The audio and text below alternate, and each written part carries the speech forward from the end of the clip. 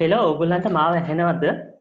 ඔයගොල්ලන්ගේ mic unmute කරලා ඕනනම් මේ මොන හරි කියන්න ඔයගොල්ලන්ට ඇහෙනවද නැද්ද කියන එක. ඔව් සර් ඇහෙනවා සර්. එතකොට දෙන්නම එකම එකද යූස් කරන්නේ නැත්නම් මේ මෙතන දැන් ඉන්නේ කවුද සෙව්මිනි මේ තමාෂා ඉන්නේ මේ අනිත් එක්කෙනා එයාගේ ගෙදර මේ එයා එනවා සර්. තාම එයා දෙන්න එතකොට වෙනමද ඉන්නේ? මොකද සර්? දෙන්නත් තැන් දෙකකද ඉන්නේ එතකොට? ඔව් සර්. එතකොට එයා මේ තාම නම් ඇවිල්ලා නැහැ මේකට මේ එයිද? ඔව් සර් එනවා එයා.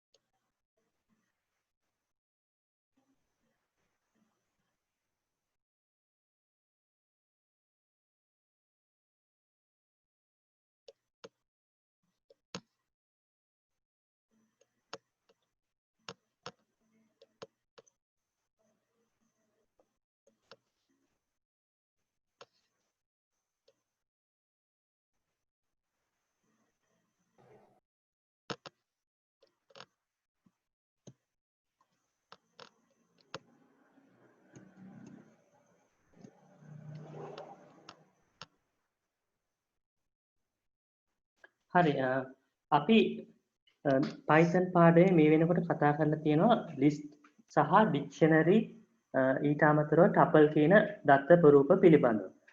ඉතින්දී අපි අන්තිමට නවත්තලා තියෙන්නේ dictionary කියන data type එක පිළිබඳව කතා කරන එක තැනින් තමයි. එතකොට dictionary එකක් පාවිච්චි කරලා අපට පුළුවන් දත්තයන් රාශියක් තැන්පත් කරන්න එක විචල්්‍ය නාමයක් පාවිච්චි කරලා. දැන් උදාහරණයකට මම මේ ෂෙයා කරලා තියෙන මේ ස්ක්‍රීන් එක ඔයගලන්ට පේනව නේද?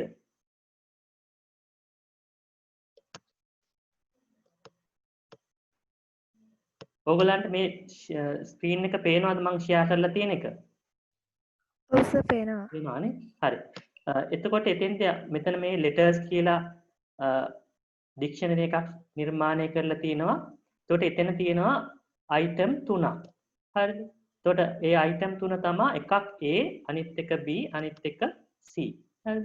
එතකොට මෙතෙන්දී විශේෂත්වය තමයි list එකකට සහ tuple එකකට සාපේක්ෂව මෙතනදී යුගල වශයෙන් තමයි අපි ඩික්ෂනරි එකක් නිර්මාණය කරන්නේ. එතකොට ඩික්ෂනරි එක තියෙන එක දෙයක් තමයි key එකක් කියලා එකක් තියෙනවා. එතකොට මෙතන මේ හදලා තියෙන letters කියන ඩික්ෂනරි එකේ තියෙන key එක තමයි එක key එකක් තමයි එක කියන්නේ. එතකොට ඒකට දීලා තියෙන value එක තමයි A කියන්නේ. හරිද? එතකොට මේකෙන් එක item එකක් තමයි මේ කොටසෙන් හැදිලා තියෙන්නේ. ඒකේ value එක ඇවිල්ලා A, key එක ඇවිල්ලා 1. එතකොට ඒ වගේ item 3ක් තියෙනවා. දෙවෙනි item එක තියෙන්නේ B කියන එක. ඒකේ key එක ඇවිල්ලා 2. එතකොට ওই විදිහට අපිට ඕන තරම් ඩික්ෂනරි එකකට value එකයි key එකයි ඇතුළත් කරලා ඩික්ෂනරි එකක් නිර්මාණය කරන්න පුළුවන්. හරිද? එතකොට එතනදී අර list සහ tuple වලට සාපේක්ෂව පොඩි වෙනසක් තියෙනවා. දැන් ඒක තමයි මෙතන මම මේ උඩින් කියලා තියෙන්නේ. ඩික්ෂනරි දත්ත ප්‍රරූපය පටිපාටිගත දත්ත ප්‍රරූපයක් නොවේ. ඒ කියන්නේ පටිපාටිගත දත්ත ප්‍රරූපයක් නොවේ කියන්නේ දැන් අපි list එකක් ගත්තොත් list එකක index එකක් තිබ්බ මතකද? අපි පළවෙනියෙන් තියෙන item එකට දුන්න index එක 0. දෙවෙනි එකට 1. ඒ විදිහට තියෙන ස්ථානය අනුව යම් පිළිවෙලක් තිබ්බා. නමුත් ඩික්ෂනරි එකක් නිර්මාණය කරපුවා මෙහෙම තියෙන ස්ථානය අනුව පිළිවෙලක් නෑ. එතනදී අපි පාවිච්චි කරනවා key එක කියන එක. ඒ කියන්නේ යතුරක්. ඒ යතුර පාවිච්චි කරලා තමයි අදාළ දත්තය පිට පිවිසෙන්නේ. එතකොට ඒ නිසා අපි මේකට කියනවා ඩික්ෂනරි දත්ත ප්‍රරූපය පටිපාටිගත දත්ත ප්‍රරූපයක් නොවේ කියලා. හරිද? ඒ කියන්නේ එක පිළිවෙලකට නෑ. එක ඕඩර් එකකට නෑ. ඒකේ තියෙන්නේ key එක සහ value එක වශයෙන් යුගල වශයෙන් තමයි දත්ත තැන්පත් වෙලා තියෙන. අපිට මොන හරි අවශ්‍ය කරන දත්තය ලබා ගන්න ඕන නම් key එක ලබා දුන්නම ඊට අදාළ දත්තය ලබා ගන්න පුළුවන්. හරිද? ඒ නිසා තමයි මේකට මේ දත්ත ප්‍රරූපය පටිපාටිගත දත්ත ප්‍රරූපයක් නොවේ කියලා තියෙන්නේ. හරිද? ඕගොල්ලන්ගේ දැන් ඔය අන්තිමට ලියලා තියෙන තැන ඉඳලා මේ කොටස දක්වා ලියා ගන්න පුළුවන්ද දැන්? මේ ඩික්ෂනරි දත්ත ප්‍රරූපය පටිපාටිගත දත්ත ප්‍රරූපයක් නොවේ කියන කොටස ඕගොල්ලන්ට ලියා ගන්න පුළුවන්ද?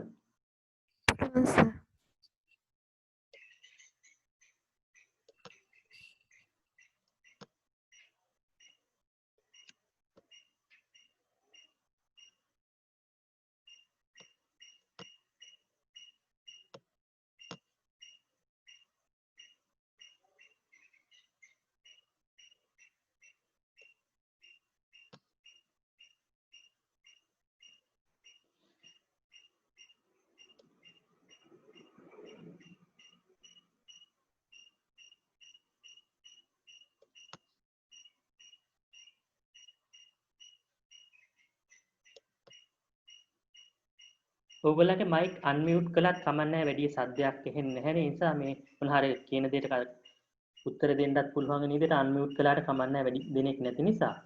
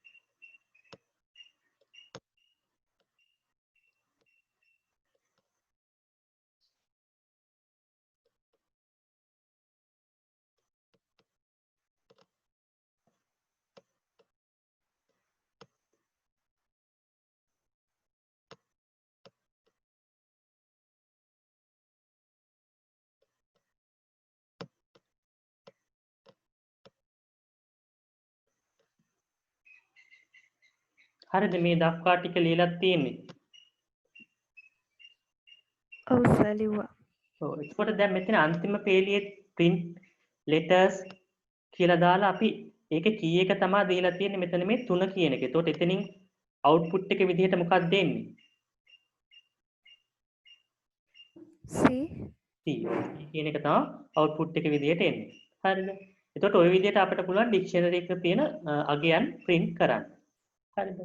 අපි ඊට පස්සේ බලමු dictionary වලදී පාවිච්චි කරන තව method මොනවද තියෙන්නේ කියලා.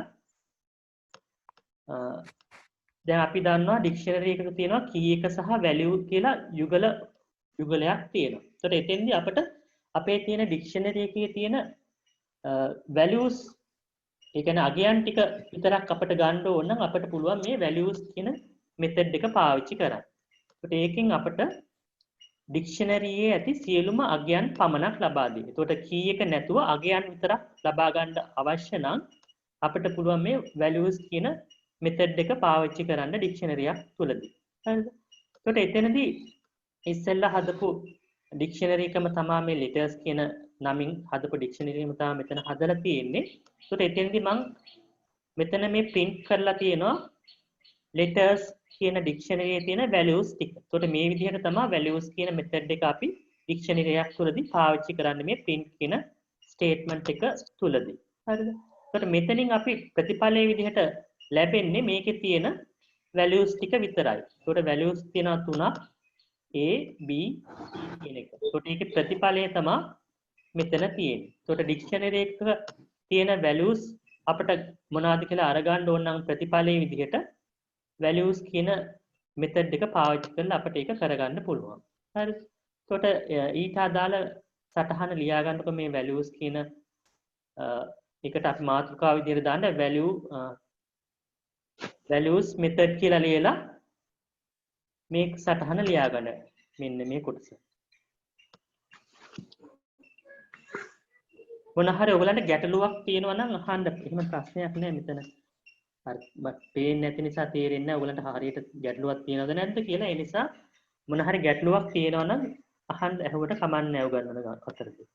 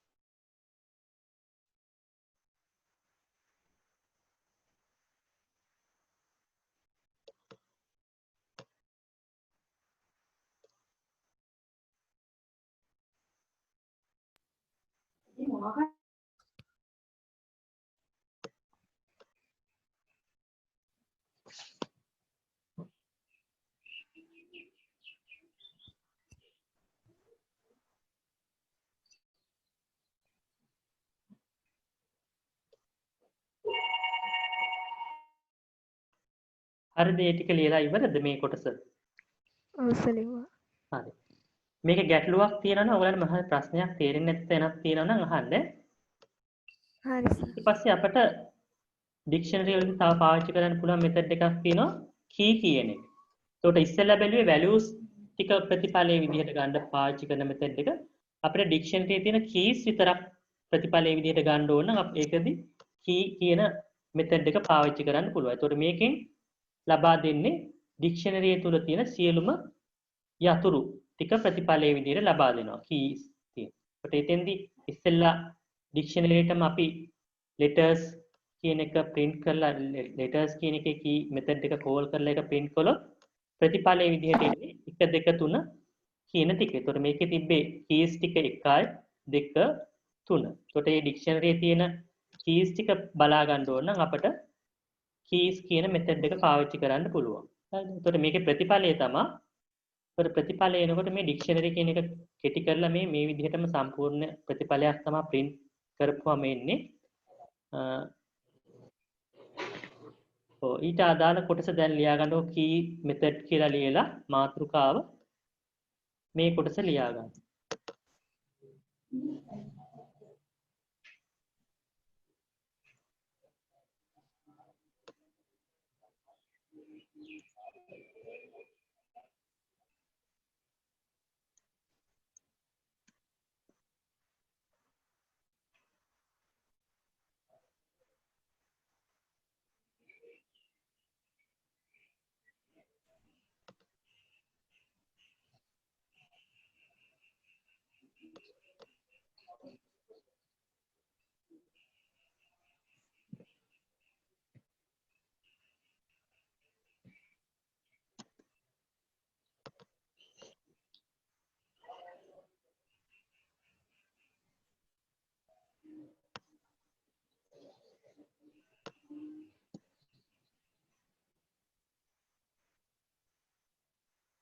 හරිද ලියලා ඉවරද? හරි සර් ලිව්වා. හරි ඊට පස්සේ බලමු get කියන method එක. දැන් සාමාන්‍ය අපි get කියන method එකෙන් කරන දේ මීට කලිනුත් කළා. ඒ කියන්නේ අපිට මොන හරි අගයක් print කරන්න ඕන නම් අපිට පුළුවන් key එක ලබා දීලා ඒ අගය print කරගන්න. උදාහරණයක් විදිහට මෙතෙන්දී අපි print කළේ key එක ලබා දීලා print letter 3 කියන එක දුන්නාම C කියන එක print කළානේ. ඒ වගේම දෙයක් තමයි මෙතෙන්දි කරන්නේ. ඒකට මෙතෙන්දි මම මෙතන වෙන ඩික්ෂනරි එකක් තමයි හදලා තියෙන්නේ. ඒතකොට ඩික්ෂනරි එකේ නම තමයි කා කියන එක. ඒකේ එතකොට keys තියෙනවා එකක් brand එක, model එක, year කියන. හරිද? එතකොට ඒකට දීලා තියෙන අගයන් තමයි බ්‍රෑන්ඩ් එකට දීලා තියෙන අගය තමයි BMW කියන එක. මොඩල් එක ABC. ඊය එක 1964. හරිද? එතකොට මේ පළවෙනි වම් අත පැත්තෙන් තියෙන කීස් ටික දකුණු අත පැත්තෙන් තියෙන්නේ ඊට අදාළ වැලියුස් ටික. එතකොට මෙතෙන්දී අපට මේ මොඩල් කියන එකේ අගය ගන්න ඕන නම් ABC කියන එක අපට මේ get කියන මෙතඩ් එක පාවිච්චි කරලා ඒ වැඩේ කරගන්න පුළුවන්. එතකොට ඒකට මම මෙතන මේ x කියලා විචල්‍යයක් අරගෙන x කියන විචල්‍යයට ABC කියන අගය ගන්න get method එක පාවිච්චි කරලා ලියපු කෝඩ් එක තමයි මේ තියෙන්නේ. හරිද? ඒතකොට ඩික්ෂනරි එකේ නම තමයි car. ඒතකොට ඩික්ෂනරි එකේ නම ලියලා ඩොට් එකක් දාලා get කියලා දානවා. ඒතකොට get method එක. හරිද? ඒතකොට එතෙන්දී ඊට පස්සේ අපි ලබා දෙන්න ඕනේ මොන කී එකට අදාළ අගයද ලබා දෙන්න ඕනේ කියලා. ඒතකොට මෙතෙන්දී මම මොඩල් කියලා කියන කී එක තමයි දාලා තියෙන්නේ. ඒතකොට මොඩල් එකට අදාළ අගය තමයි ABC. හරිද? එතකොට මෙන්න මේ පේලිය x සමානයි car.get මොඩල් කියන මේ පේලිය ක්‍රියාත්මක වෙලා ඉවරුනාට පස්සේ මේ x වලට එනවා අගය මොකද්ද? ABC කියන අගය. එතකොට මේක print කළොත් ප්‍රතිඵලයේ විදිහට එන්නේ ABC කියන ප්‍රතිඵලය. එතකොට මේ විදිහටත් අපට පුළුවන් අපේ ඩික්ෂනරි එක තියෙන අගයන් ටික print කරන්න. එතකොට අගයක් මොන හරි මෙතන පිවිසෙන්න පාවිච්චි කරන්න පුළුවන් method එකක් තමයි get method එක. හරිද? එහෙමනම් ඊළඟ තුන්වෙනි method එක විදිහට get method කියලා ලියලා මේ කොටස ලියා ගන්න. මෙතෙන්ද මොන හරි ගැටලුවක් තියෙනවා නම් අහන්න. අර ඉස්සෙල්ලා ඩික්ෂනරි එක නෙමෙයි මෙතන පාවිච්චි කරලා තියෙන උදාහරණෙට අලුත් ඩික්ෂනරි එකක් හදලා තිනවා කා කියලා. හරිද? එතකොට ඒකේ තියෙනවා item 3ක්. පළවෙනි item එක තමයි brand කියන එක. ඒකේ key එක තමයි එතකොට brand කියන්නේ. ඒකේ value එක තමයි BMW කියන්නේ. හරිද? මේ විදිහට අලුත් ඩික්ෂනරි එකක් හදලා ඒකෙන් තමයි අපි get method එක use කරන විදිහ පුරුදු වෙලා තියෙන්නේ. හරිද? එතකොට මේ ටික ලියාගෙන ඊට පස්සේ ලියලා ඉවරුනාට පස්සේ කියන්න ලියලා ඉවරයි කියලා.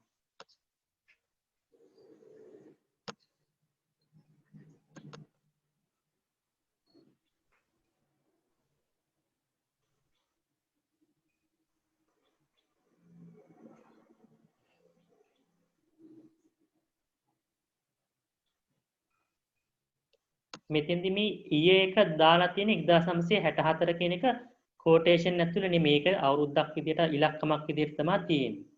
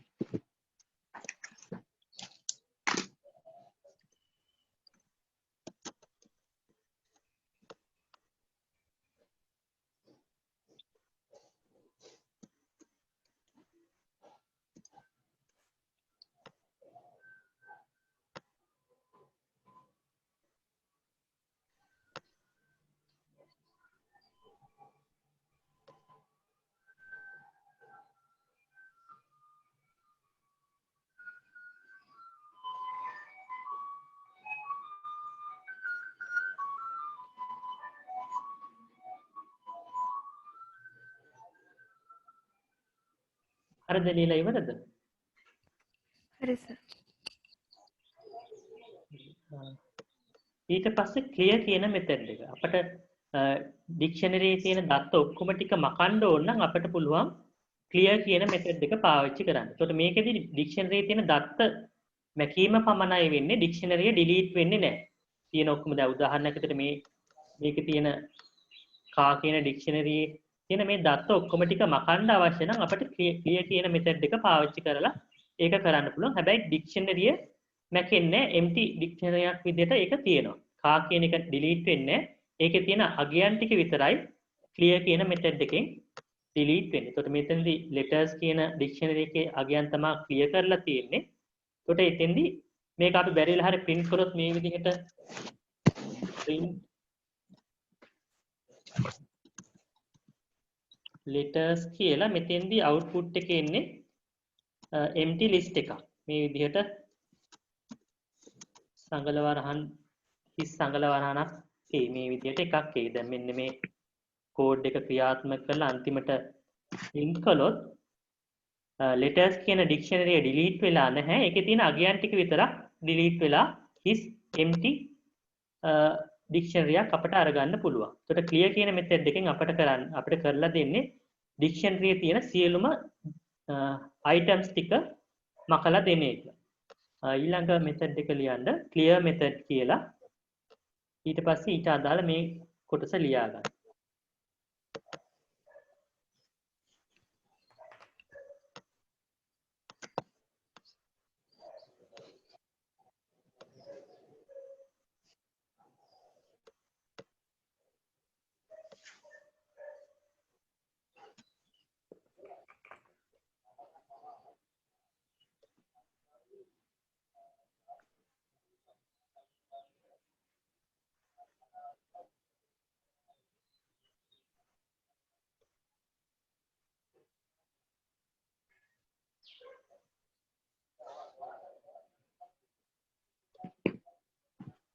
හරි දෙයක් ටික ලිව්වද? ටිකක් ඉන්න සර්.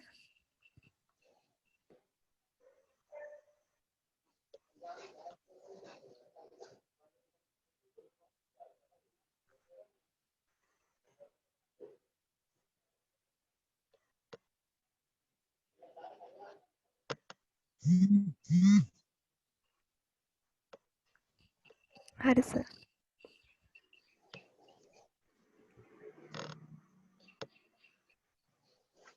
හරි. ඊට පස්සේ බලමු අපේ ඩික්ෂනරිය සම්පූර්ණයෙන්ම මකලා දාන්න ඕන නම් අපිට පුළුවන් මේ del කියන කීවර්ඩ් එක පාවිච්චි කරලා ඒක කරන්න. එතකොට මෙතෙන්දී මෙතඩ් එකක් නෙමෙයි මේක ස්ටේට්මන්ට් එකක්. del කියලා ස්ටේට්මන්ට් එකක් තියෙනවා. del කියන ස්ටේට්මන්ට් එක පාවිච්චි කරලා ඩික්ෂනරියේ නම ලබා දුන්නාම ඒ ඩික්ෂනරිය සම්පූර්ණයෙන්ම delete කරලා දානවා. එතකොට ඉස්සෙල්ලකින් කලේ ඩික්ෂනරියේ දත්ත ටික මකන එක ඩික්ෂනරියම මකලා දාන්න ඕන නම් අපිට පුළුවන් මේ del කියන ස්ටේට්මන්ට් එක පාවිච්චි කරන්න. මේ කොටසක් ලියා ගන්නකො ඊට පස්සේ.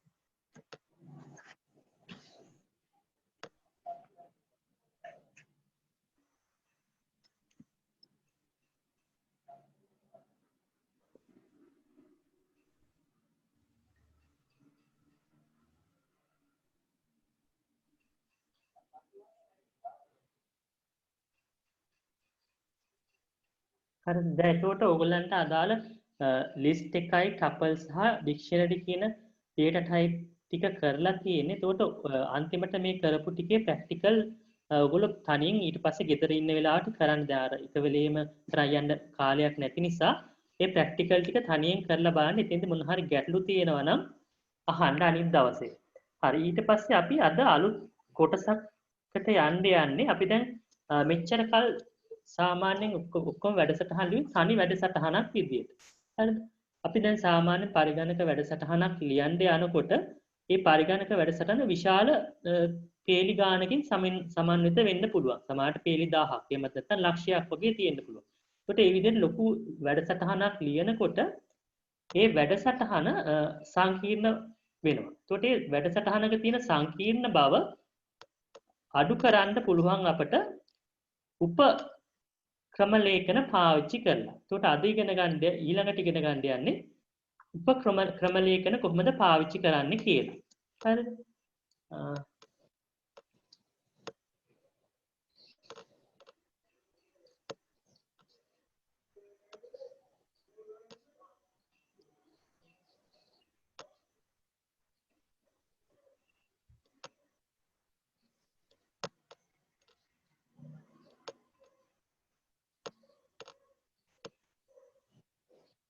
ඕගලන්ට දැන් මම මේ Word document එකක් open කරලා තියෙනවා. ඒක share කරලා තියෙන එක පේනවද?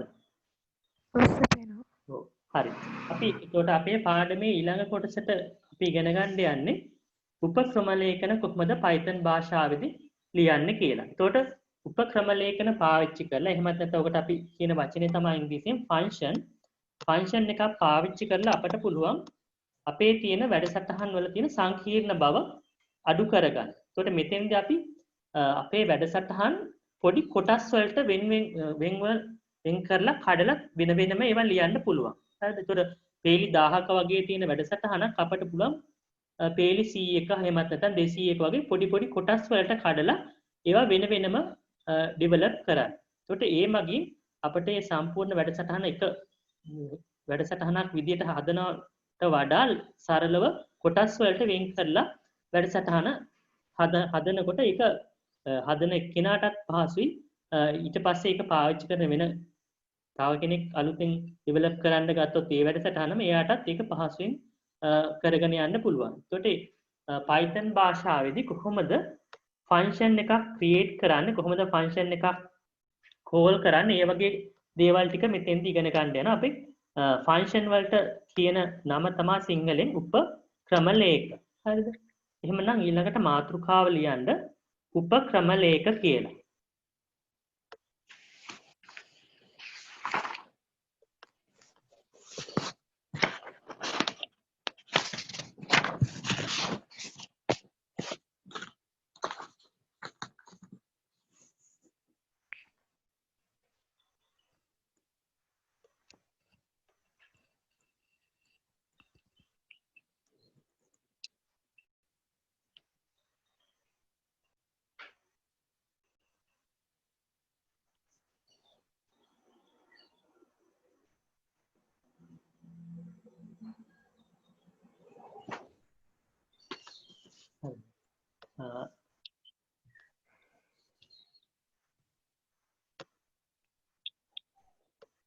එතකොට මේ උපක්‍රම ලේඛන වල තියෙන වාසි නැත්නම් ඒවැය තියෙන ලක්ෂණතා මෙතන යටින් ලියලා තියෙන්නේ.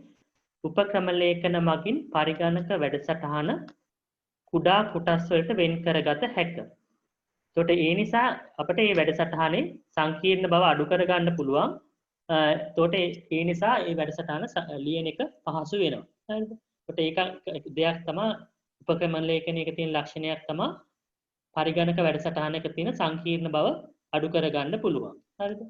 ඒ වගේම මේකේ තියෙන තව එක වාසියක් තමයි අපි මේ ලියපු ෆන්ක්ෂන් එක අපට වැඩසටහන තුල ඕනෑම වාරයක් නැවත නැවත කෝල් කරන්න පුළුවන්. සමහරට ඔයගලන්ට මේ කියන දේ දැනට තේරෙන එකක් නෑ. අපි ප්‍රැක්ටිකල් වගේ කරනකොට තේරෙයි අපි මේ ලියපු කෝඩ් එක, මේ ලියපු ෆන්ක්ෂන් එක වැඩසටහන තුල ඕනෑම තැනකදී නැවත නැවත කෝල් කරන්න පුළුවන්. ඒක පාවිච්චි කරන්න පුළුවන්. ඒතකොට ඒ නිසා අපට ගොඩක් වැඩසටහනක් ලියනකොට පේලි ගාන උනත් අඩු කරගන්න පුළුවන්. එකම දේ මේ වැඩසටහන් තුල නැවත නැවත සිද්ධ වෙනවා නම් ඒ ෆන්ක්ෂන් අපි උදාහරණයක් විදිහට අපි හිතමු සංඛ්‍යා දෙකක් එකතු කරන්න තියෙනවා. එතකොට මේ සංඛ්‍යා දෙකක් එකතු කරන්න අපිට පුළුවන් ෆන්ක්ෂන් එකක් ලියන්න add කියලා. හරිද? එතකොට අපිට ඕනෑම තැනකදී සංඛ්‍යා දෙකක් එකතු කරන්න තිබ්බොත් මේ වැඩසටහන තුල අපිට මේ සංඛ්‍යා දෙක එකතු කරන කෝඩ් එක නැවත නැවත ලියන්න ඕනේ. අර add කියන ෆන්ක්ෂන් නේම් එක ලියලා ඒකට අදාළ පැරාමීටර්ස් දුන්නාම ඒ සංඛ්‍යා දෙක එකතු කරලා දෙනවා. එතකොට අපිට අපේ කෝඩ් එක නැවත නැවත යූස් කරන්න පුළුවන්. අපි ෆන්ක්ෂන් එක ලියන්නේ එක සැරේයි.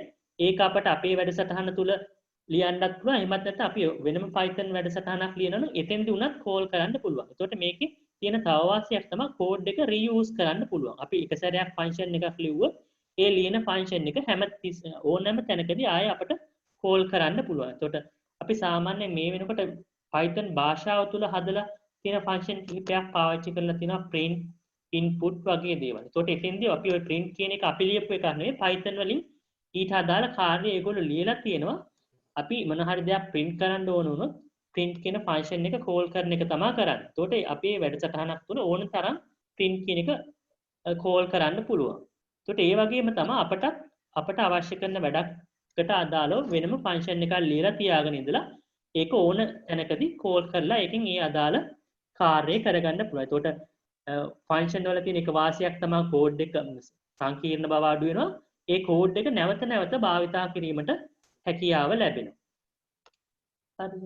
එතකොට අපි මේ ලියන ෆන්ක්ෂන් එකක් අපි වැඩසටහන තුලදී කෝල් කළේ නැත්නම් ඒ කේතේ ක්‍රියාත්මක වෙන්නේ නැහැ. එතකොට ඊට අදාළ සටහන තමයි මෙතන තියෙන්නේ. මම මේ ටික ඉස්සෙල්ලා තේරුම් කරන්නම්. ඊට පස්සේ මේ නෝට් එක ඔයගලන්ට මම WhatsApp හරි එහෙමත් නැත්නම් මෙතෙන්දි හරි දාන්නම්. නැත්නම් දැන් ලියන්න ගියොත් අපි අද ඉස්සෙල්ලා විනාඩි 40ක වගේ එකක් කරලා බලමු මොකද්ද මේක වෙන්නේ කියලා. ඒ නිසා මම මේ කෝඩ් එක ඉස්සෙල්ලා තේරුම් කරන්න. මෙතන ලියලා තියෙන නෝට් එක ඊට පස්සේ මේක මම ඔයගලන්ට දාන්නම්. ඊට පස්සේ මේ නෝට් එක ලියාගන්න ඊට පස්සේ ඒකේ තියෙන ප්‍රැක්ටිකල් පුළුවන් නම් කරන්න. එතකොට මෙතෙන්ද මොනවාද ඔයගලන් තියෙන ගැටලු හරි ඊට පස්සේ මේක සෙෂන් එක ඉවරනාට පස්සේ කියන්නේ ඒ අනුව ඊට පස්සේ අපි මේක ඊළඟට වෙනස් කරගමු.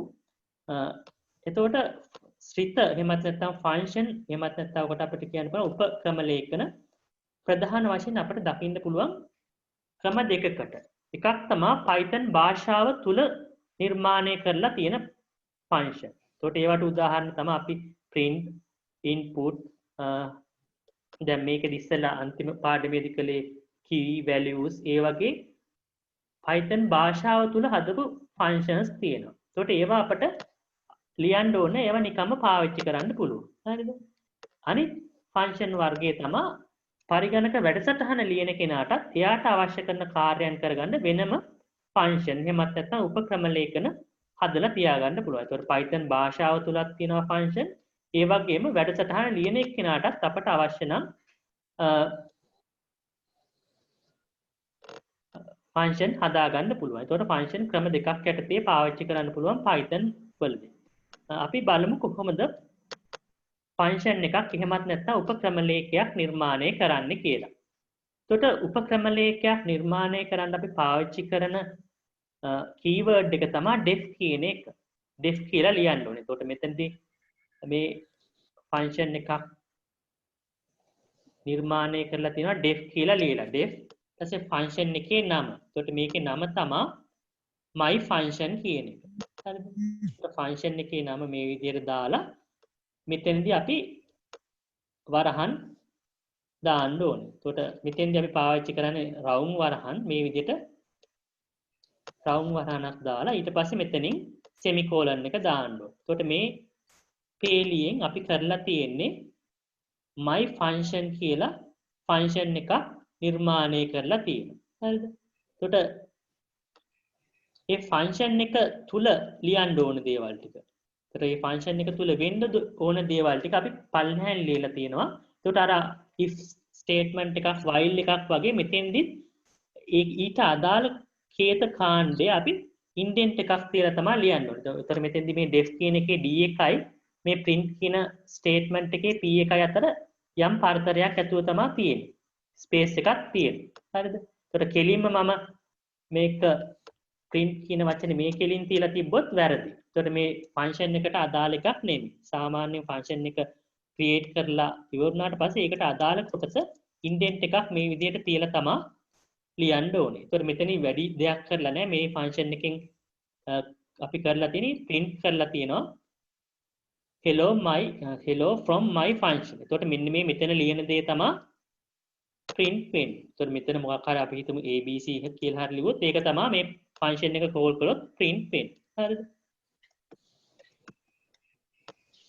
එතකොට මේ කොටසෙන් තමයි ෆන්ක්ෂන් එක හදලා තියෙන්නේ. මේ පළවෙනි පේලි දෙක. එතකොට මේක ඇවිල්ලා උපක්‍රම ලේඛයක්. එතකොට ඒකේ නම තමයි my function. හරිද? එතකොට මේ අපි මේ ෆන්ක්ෂන් එක ක්‍රියේට් කළාට එහෙමත් නැත්නම් මේක ලිව්වට මේක වැඩසටහන තුල ක්‍රියාත්මක වෙන්නේ නැහැ. එතකොට මේක ක්‍රියාත්මක කරන්න නම් අපි ඒ ෆන්ක්ෂන් එක කෝල් කරන්න ඕනේ. එතකොට ෆන්ක්ෂන් එකක් කෝල් කරන්නේ ඒකේ ෆන්ක්ෂන් එකට දුන්න නම ලිව්වා නම් ඒ ෆන්ක්ෂන් එක කෝල් වෙනවා. එතකොට මේ ෆන්ක්ෂන් එකේ නම තමයි my function කියන එක. එතකොට මෙතෙන්දි මම ඒක කෝල් කරලා තියෙනවා my function කියලා. හරිද? ඒතර මෙන්න මේකෙන් මේ පළවෙනි පේලි දෙක තමයි ෆන්ක්ෂන් එක හදලා තියෙන්නේ. ඊට පස්සේ මේ කොටසෙන් තමයි ෆන්ක්ෂන් එක කෝල් කරලා තියෙන්නේ. ඒතර මෙතනදී ප්‍රතිඵලයේ විදිහට එනවා hello from my function කියන එක. හරිද? ඒතර මේ කොටස ක්‍රියාවට නම් වල කම්පයිල් කරලා රන් කළොත් එන ප්‍රතිඵලය තමයි මේ තියෙන්නේ. හරිද? ඒතර සරලම ෆන්ක්ෂන් එක.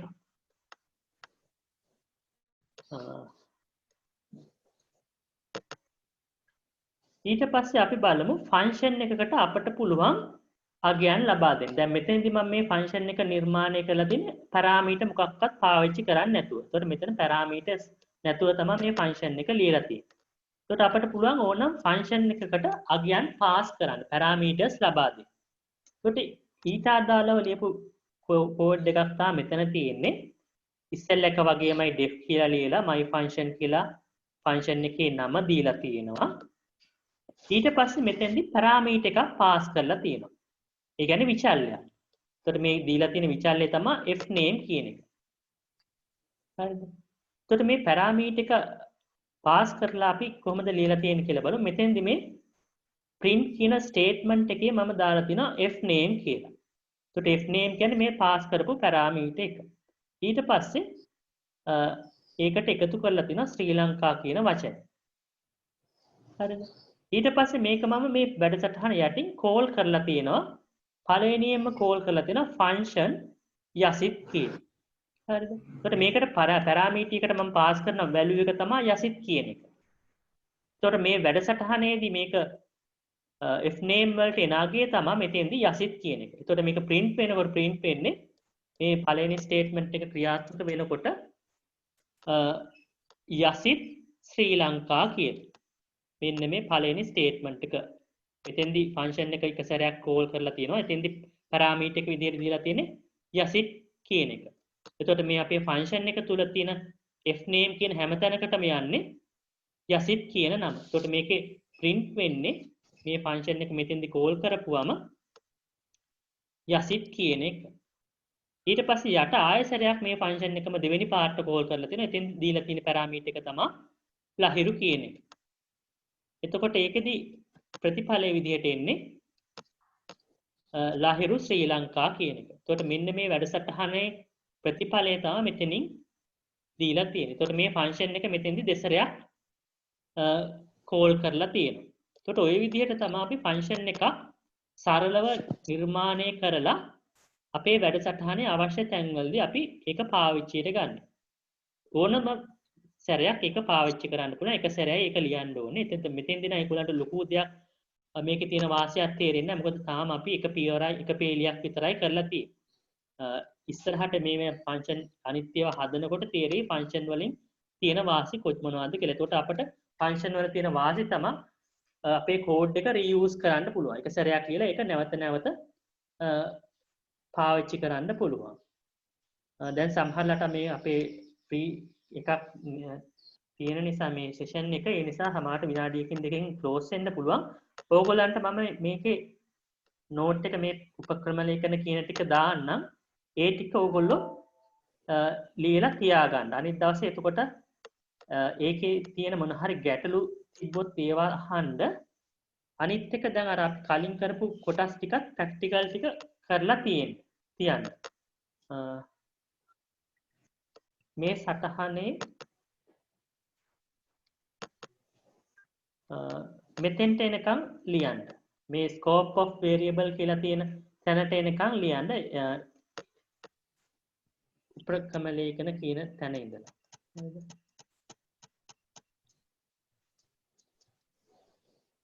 හරි. මම ඕගොල්ලන්ට දැන් මේක කරන එක මේ මොන හරි තේරුම් ගන්නකොට අපහසුවක් තියෙනවද නැත්නම් ප්‍රශ්නයක් නැද්ද මෙහෙම කරන එක? ප්‍රශ්නයක් නෑ සර්. ඔව්. දැන් අනිත් දවසෙත් මම හිතුවේ මේ දවස් දෙකකට විතර සැරයක් විනාඩි 40 වගේ සෙෂන් කරන්න කියන්නේ එක දිගටම කරන්නත් අමාරුයි. දැන් මේ කාලේ කියන්නේ මෙහෙම කරන එක ප්‍රැක්ටිකල් එකක් නැතුව තියරිම කරන්න බැරි නිසා මේ කරපු ටික අනිත් දවසේ ඔයගොල්ලෝ ප්‍රැක්ටිකල් කරලා ඒ ටික මේ පැහැදිලිව තේරුම් අරන් තියාගෙන ඉන්න. මම හිතුවා අනිත් දවසෙත් සිකුරාදට ඔයගලන්ට පුළුවන්ද සිකුරාදා? පුළුවන් සර්. ඔව් සිකුරාදා මං කියන්නම් වෙලාවක්. එතකොට මේ ඒ වෙලාවේදී මේ සෙෂන් එකක් මම දාන්නම්. අනිත් එක්කෙනා කතා කළෙත් නෑ කවුද චමිලා කොහොමද දන්නේ නැහැ තේරෙනවද කියන දේ? ඔව් සර්. හරි. ඔයා මේ මොකද ඕගොල්ලෝ යූස් කරන්නේ ෆෝන් එකෙන්ද නැත්නම් ලැප් එකෙන්ද මේ Zoom එක පාවිච්චි කරන්නේ? ලැප් එකෙන් සර්. ලැප් එකෙන් නේ ඔව්. ඒතොර අර ලොකුවට හරි තියෙනවා ලියන එක පැහැදිලි.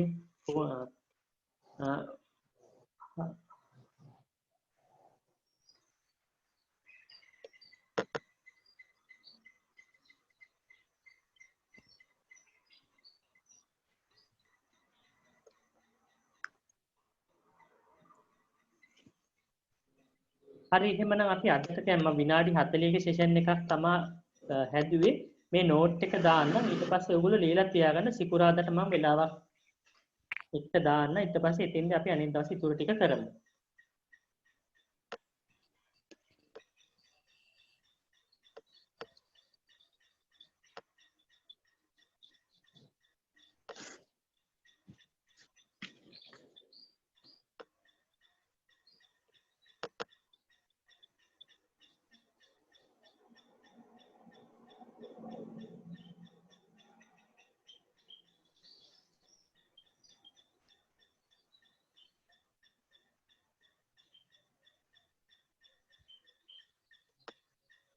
මේ ෆන්ක්ෂන් කරපු ටික චුට්ටක් හරි තේරුණාද මොකද්ද කළේ කියලා මේ ටිකේ?